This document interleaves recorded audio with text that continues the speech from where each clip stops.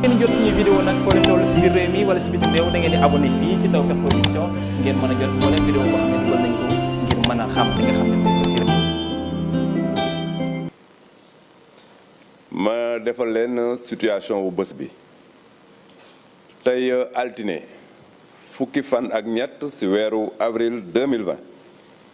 ministère de la santé et de l'action sociale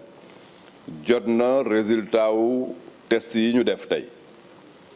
ci téeméer ak juróom-ñeent fukk ak ñeent test yu ñu def fukk ak benn ñoo ñëw nekk positif bon dëkk ñoom ñoo am jàngoro yi muy fukki cas yoo xamante ne cas contact lañ doon suivre ci suñuy service ak benn cas boo xamante ne transmission communautaire ñu yëgal leen tam ne tey juróom-ñaari patient déclaré nañ leen ne wér nañu tey dañ leen génn hôpital ci bés bi ñu leen wax tam ne patient yi nekk ci hôpital ñu leen di faj ñu ngi yëg tan bu baax bu ñu xaymaa ba mu démarré ba léegi ñaar téeméer ak juróom-ñeent fukk ak benn cas la ñu déclaré fii ci Sénégal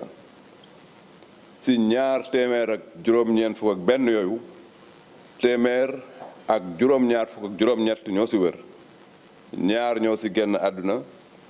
kenn ñu évacué ko bon dëgg mën nañ jàpp ne téeméer ak fukki patient ñu ngi ci suñu hôpitaux yi ñu leen di faj ministère de la santé et de l'action sociale mi ngi demander population yi ñu respecter bu baax ndigal yi ñu leen di jox pour que ñu mën a xeex Covid-19 bi mu génn réew mi maa ngi leen di remercier bu baax. ngeen jot suñu vidéo nag foo leen toll si biir réew mi wala si bitim réew da ngeen di abonné fii si Tawfekh Production ngeen mën a jot moo leen vidéo boo xam ne dugal nañ ko ngir mën a xam li nga xam ne